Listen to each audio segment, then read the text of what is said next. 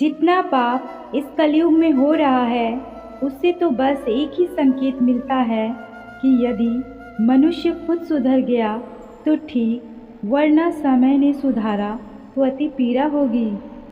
इस दुनिया में इंसान ही है जिसके पास सोचने समझने की क्षमता है, इसीलिए बड़ा सोचें और अच्छा सोचें। एक बार असफल होने पर रुके नहीं, दोबारा प्रयास करें।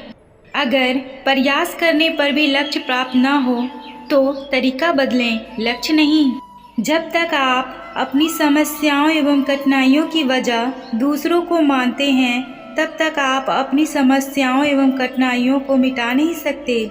हम चाहे तो अपने आत्मविश्वास और मेहनत के बल पर अपना भाग्य खुद लिख सकते हैं, और अगर हमको अपना भाग्य लिखना नहीं आता तो परिस्थितियां हमारा भाग्य लिख देगी। विश्वास में वो शक्ति है जिससे उजड़ी हुई दुनिया में प्रकाश लाया जा सकता है। विश्वास पत्थर को भगवान बना सकता है और आत्मविश्वास भगवान के बनाए इंसान को पत्थर दिल बना सकता है।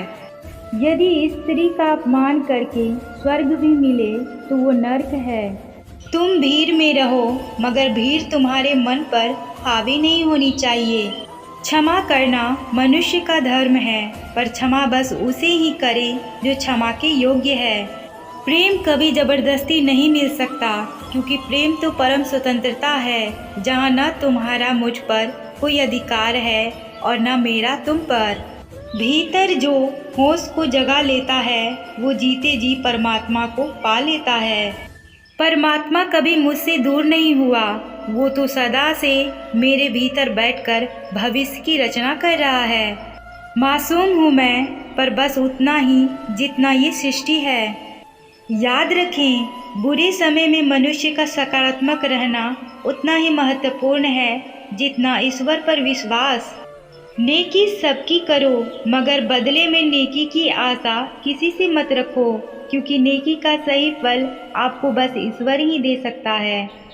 प्रेम बस आत्मा को समझ आता है, इसीलिए बिना देखे बिना मिले भी प्रेम हो जाता है। किसी शांत और विनम्र व्यक्ति के समीप कभी बैठकर देखिए, इंसान किसे कहते हैं इसका आपको ज्ञान हो जाएगा।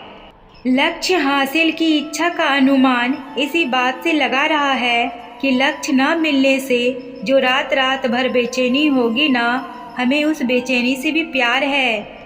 दूर से हमें आगे के सभी रास्ते बंद नजर आते हैं, क्योंकि सफलता के रास्ते हमारे लिए तभी खुलते हैं जब हम उसके बिल्कुल करीब पहुंच जाते हैं।